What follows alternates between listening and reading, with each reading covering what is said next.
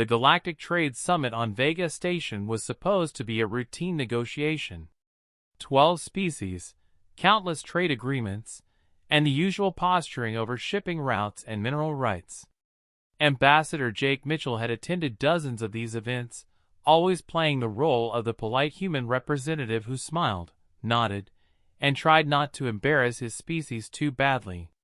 But this time was different. This time, the Korathian trade prince had made a mistake.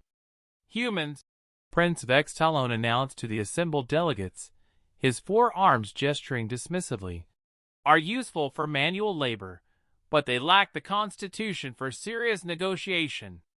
Their biology is so fragile, they cannot even participate in traditional diplomatic protocols." Ambassador Mitchell paused in reviewing his notes. "I'm sorry, what protocols?" "The Ritual of Depths," explained the Zentari representative with obvious condescension. "All major trade agreements are sealed through competitive consumption of Korathian battle spirits. It tests diplomatic resolve and biological superiority." Mitchell looked around the conference table. Every alien delegate had specialized organs for processing toxins, redundant livers, neutralizing enzymes, metabolic filters that could handle industrial solvents. Humans, with their single liver and basic digestive system, were obviously excluded from such advanced diplomacy. "I see," Mitchell said slowly.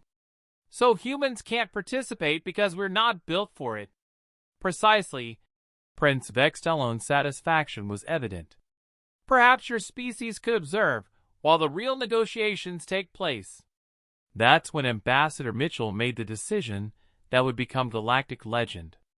"Prince Vex Talon," he said, standing and removing his diplomatic jacket, "I formally challenge you to the Ritual of Depths. Winner takes all trade agreements in this sector." The chamber fell silent. Even the normally chattering Fizari stopped their constant background humming. "Human," the prince said carefully, "you do not understand. Korathian battle spirits are distilled from the venom of creatures that hunt our apex predators. One shot would put you in a medical coma." Mitchell's grin was the kind that had historically preceded very bad decisions throughout human history.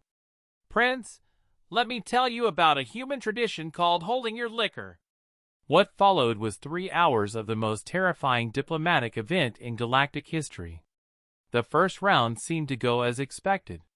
Prince Vex Talon downed his shot of battle spirits with practiced ease. Mitchell tossed his back, winced slightly, and asked for another. By round 5, the prince was showing signs of strain. Mitchell was taking notes.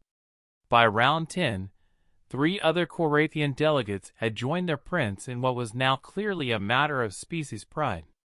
Mitchell had started telling jokes.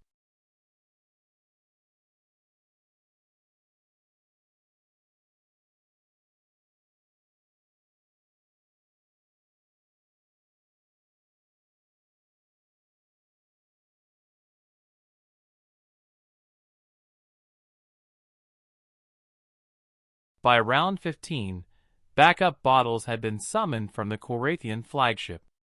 Mitchell was explaining human drinking games and suggesting they make this interesting. Round 23 saw the arrival of the Korathian High Admiral with their emergency medical team. Mitchell was teaching the increasingly intoxicated aliens how to sing 99 bottles of beer. At round 31, Prince Vex Talon collapsed. His backup collapsed.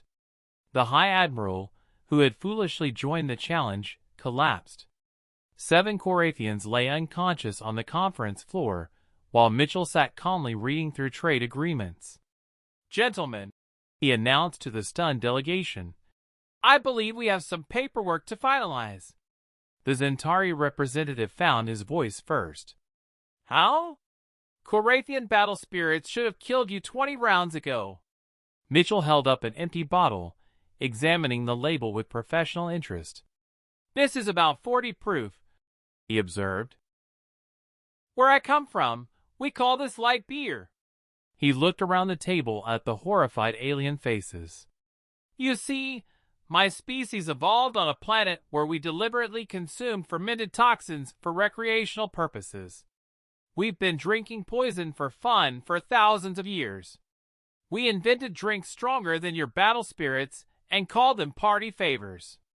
The Fazari delegate's translation implant sparked and died trying to process the concept of recreational toxin consumption. "But more importantly," Mitchell continued, pulling out a flask from his jacket, "this is genuine Kentucky bourbon. 150 proof.